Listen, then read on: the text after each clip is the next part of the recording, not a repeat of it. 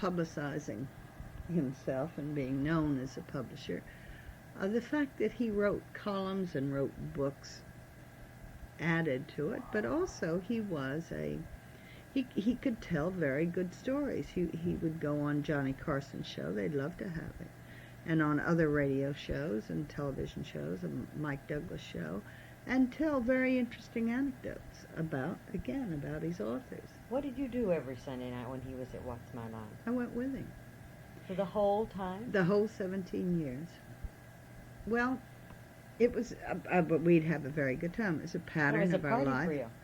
Well, I found out one time that I decided I wouldn't come in from the country. But it was such a beautiful day, and I'd stay up that night with the children. And Bennett didn't come home right after What's My Line, because I called this house, and he wasn't there. And finally he did come home, and he said that he had taken some lady whose name I've now forgotten out to dinner. And I said to myself, that's the last time I'm going to stay in the country. And indeed it was the last time. And I went, and I became part of the little family. In fact, if you spent 17 years with them, what I was thinking is that Arlene Francis and Dorothy Kilgallen were part of your extended family. That's right. Dorothy Kilgallen as well? That's right. Can you tell us about both of those two women, who obviously are one still, long-term close friend? Because they're so different, at least manifestly, just as you described it before. Well, Dorothy Kilgallen was a very, very interesting woman. She was a very, I think, unsure of herself woman. She adored Bennett. Bennett was very nice to her. She had stopped. I think her education went only as far as high school. And yet, here she was writing for a major newspaper, but her dream of life was to have a book published. And it made her very nervous, the thought of publishing a book and having this written in gold, as it were, forever emblazoned. And she felt and respected books that one had to be better than she was to have a book published. Bennett signed her to write the story of famous murder cases, and she was a very good murder reporter. She covered and trial person. She got stories about trials before anybody else could get them. For example, she'd gotten some kind of exclusive on the Hoffman case, or the Lindbergh kidnapping case. She'd gotten exclusive there.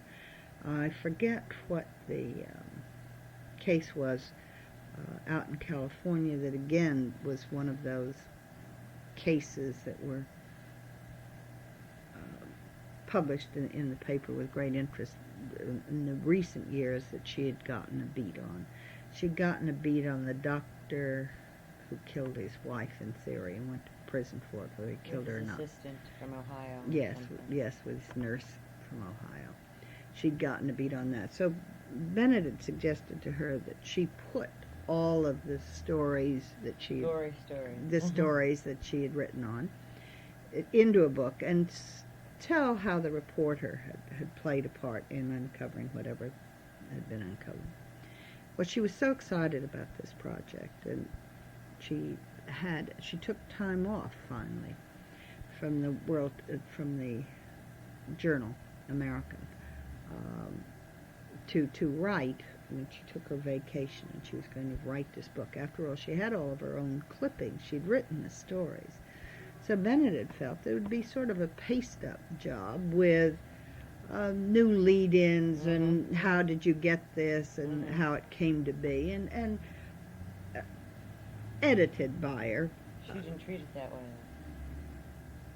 Well, she got very uptight about it. I mean, she felt because it was going to go into a book, it had to be perfect. So the first deadline went by, and every night on Sunday nights at What's My Line, she would say to Ben, I'm going to have something for you to read very soon. Well, almost 2 years went by. With material that had already been written. I mean, it was extraordinary that she couldn't bring herself to show Bennett anything. Well, her desire for it to be perfect and for Bennett to love it. Now, the night that Dorothy Kilgallen died, she was on What's My Line, and she brought Bennett, I would think pathetically, about 4 pages. I mean, that's represented 2 years' work, which Bennett had read.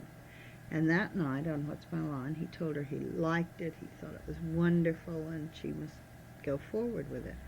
Well, all I can think of is we dropped her off at home, and she was going to go right up to work, is that Did she she... commit suicide? I don't remember. Well, I don't think she committed suicide, but she took some sleeping pills or pills. I don't know what kind of pills. And she also had a drink, and she died in her bed that night. Maybe she took Milltown to calm her down. I don't know what she took. Was she so... She was so Oh, absolutely beside herself with the joy of Bennett, the great man, great publisher, telling her that she had written something that was acceptable in a book. Now, she had all of these notes, obviously, and Dick Colmar had suggested that they have somebody else finish the book, which they did, and it was published. Dick Colmar was her husband. Her husband. And it was published posthumously.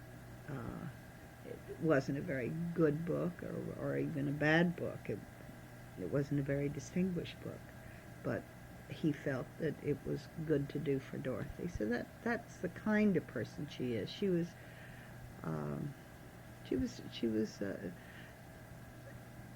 I think a shy person. I think that she had an inferiority complex, and at the same time a superiority complex. I mean, she was an egomaniac in one way. I mean, what she did was perfect. Nobody could say anything against her or about her, or she would be very upset. I remember an incident with John Daly, who was the MC of the show. John Daly had said to her in the dressing room, and they really were friends, that he said that he was having a fight with ABC and that he was going to leave. I think it was ABC. Maybe it was CBS. But they were having a fight over Mike Wallace, I think, was getting a lot of attention on a program. And John was the newsman, and he was angry about something. I suppose it was at that period of time rather like Barbara Walters and Harry Reasoner, of who was the news person for, I believe it was ABC. And he was saying he might leave. Dorothy Kilgallen, without telling John, went to the telephone and got a headline on the story. But John was outraged, absolutely outraged. And he said to Dorothy, "How dare you do this?"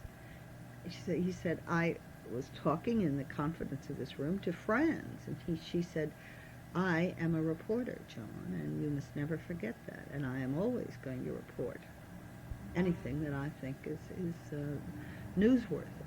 So if you don't want to talk to me about anything that you don't want in the paper, never talk to me about anything that you don't want in the paper." I assume you never talked to her about anything except in guarded terms. But nobody ever did after that. I mean, it was really a shock to the system. They didn't, I mean, she'd made her point, but that was the kind of person she was. She'd kill for a story in the paper. It was the most important thing to her. And you know, she guarded her right to tell whatever she wanted to tell, regardless of what your relationship was. So that was Dorothy.